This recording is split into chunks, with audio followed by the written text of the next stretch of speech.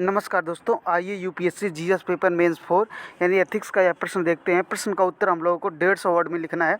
हमारा प्रश्न दिया है, भावनात्मक बुद्धिमत्ता कुशल प्रशासक का बेहतर उपकरण है।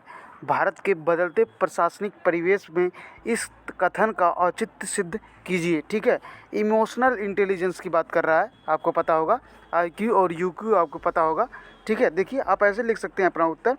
भावनात्मक बुद्धिमत्ता से तात्पर्य है अपने एवं दूसरे के विचारों भावनाओं को समझने प्रतिबंधित करने की क्षमता। अब आईक्यू और यूक्यू आपको पता होगा, ये जो उसके बीच का जो एरिया होता है उसको कहते हैं संपूर्ण बुद्धिमत्ता। ठीक है, इसके बाद आप लिख सकते हैं भारत के हालिया प्रशासनिक परिवेश में होने वाले परिवर्तन, जैसे नंबर 1 सहभागिता, पारदर्शिता, जवाबदेही की संस्कृति की ओर बढ़ता रुझान। दूसरा लिख सकते हैं कर्मचारियों के संस्था राज्य से भावनात्मक जुड़ाव।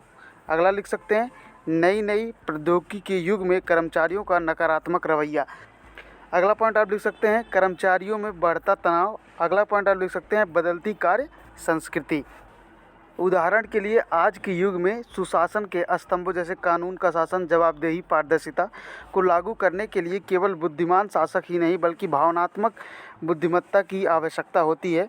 ठीक है, पॉइंट नंबर के आप लिख सकते हैं कर्मचारियों का संस्था के प्रति भावनात्मक जुड़ाव मजबूत कर सकेगा।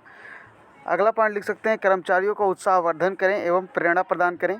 नेक्स्ट पॉइंट नई प्रौद्योगिकियों को अपनाने हेतु दिशा निर्देश प्रदान करना। अगला पॉइंट आप लिख सकते हैं तनाव प्रबंधन के लिए कुछ उपाय करना। अगला पॉइंट आप लिख सकते हैं दंड के बजाय प्रोत्साहन देना।